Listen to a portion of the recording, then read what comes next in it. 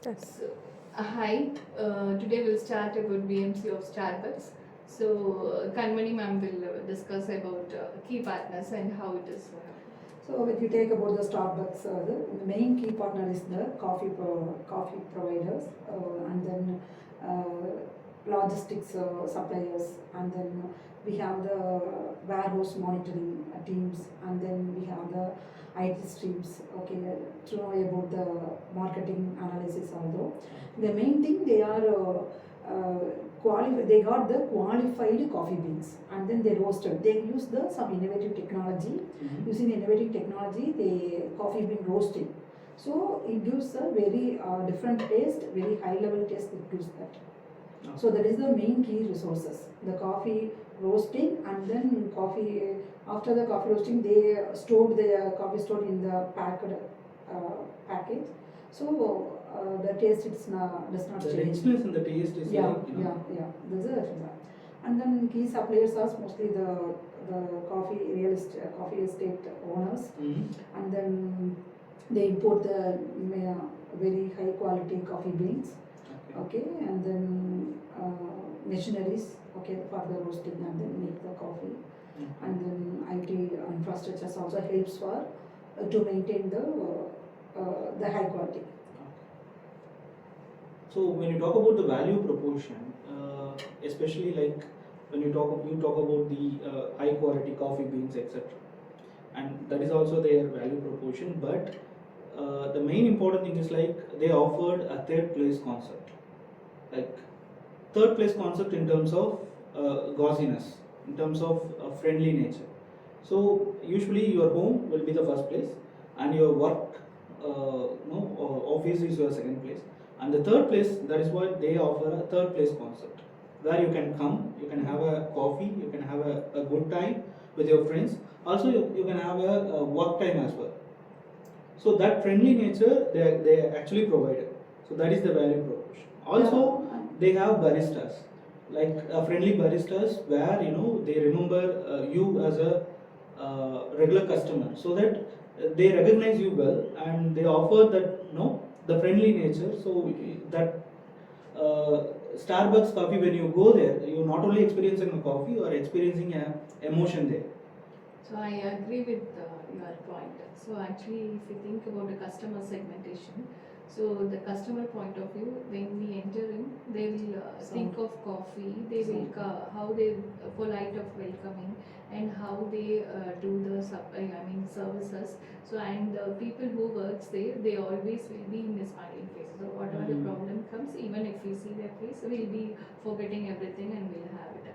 And next, the customer segmentation. They what they do is they keep repeating, sending the messages and sending the offers, and those who are getting into, they don't want to leave that customer. So what to hold the customers, they are giving the offers and rewards, redeem points, and as well as they have the app which they remind they want to be connected with the customers. So they often every time they will keep on connecting with the customers via either apps or either mails or either messages. And even if we go and connect with them, they will give you the, if you have previously you have added a coffee, taken a coffee, so they'll give you offers with that. So that makes a very good sense of keeping the customer. That's why the Starbucks is number one in entire world, and still they have, even though it is a premium brand, because of the customer holding up their satisfaction and feedback review, they are still the number one in entire world. Yes. Whenever we have the small office or business meeting means they conduct in the Starbucks coffee shop like that. So different agents they come just chat and then have coffee and discuss with 1 hour or 2 hours. They using their place like that. Since if you talk about the cost structure, like they are branded, so eventually they have to spend much more with respect to the infrastructure, because that coziness, that friendly nature, or whatever the infrastructure they need to spend. And the second most important thing they are spending is like for the skilled manforce. So baristas, as I mentioned earlier, baristas, they have the highest salary packages, so they need to spend that. And the third important they have to spend money is like for the IT services, as she mentioned before, like Starbucks have an app, and for that maintenance and everything, the offers, promotions, etc. All these things will involve a cost structure.